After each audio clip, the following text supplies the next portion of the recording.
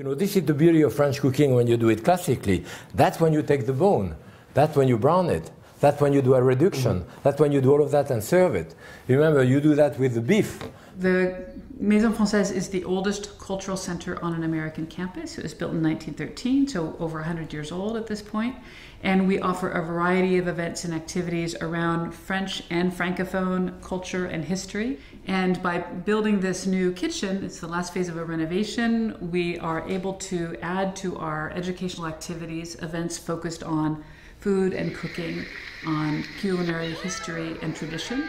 So we're inaugurating our new kitchen with French chef Jacques Pépin, who is here and going to be doing a cooking demonstration of a few recipes from one of his cookbooks called Essential Pepin. I move my knife in a kind of jigsaw fashion, you know, and my knife is not horizontal, is not perpendicular or horizontal, it's about 45 degrees too.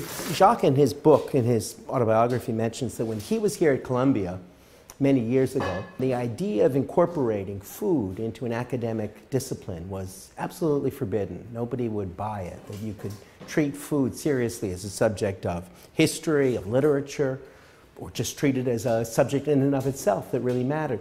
I've been on that campus so many years, from 1951 to 1972. So at that time in general study, I did a BA and eventually I did a master in literature, 18th century. And I proposed as my doctoral dissertation an history of French food, starting in the 16th century with the Pléiade poet, Ronsard and others, up to post early 20th century. And they look at me and say, "Are you crazy? Food?" You know. So eventually the world has changed, certainly the world of cooking. I mean, 30, 40 years ago, any good mother would have wanted her child to marry a lawyer, a doctor, an architect, certainly not a cook. Now we are genius. So he goes so, cross his legs and makes him happy. Yeah. There's a lot of interest in food and cooking in the United States and in France to build educational activities around food and cooking that would be open to students on campus, but also to the broader public coming from New York.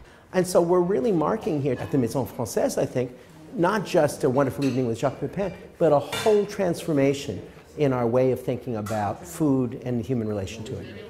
Right, but I mean, look at the stuffing that I did. I had a bit of bread, I had a couple of slices of cheese and a piece of ham. You know, if I would have spinach, sometimes I do it with spinach, sauté, and cheese.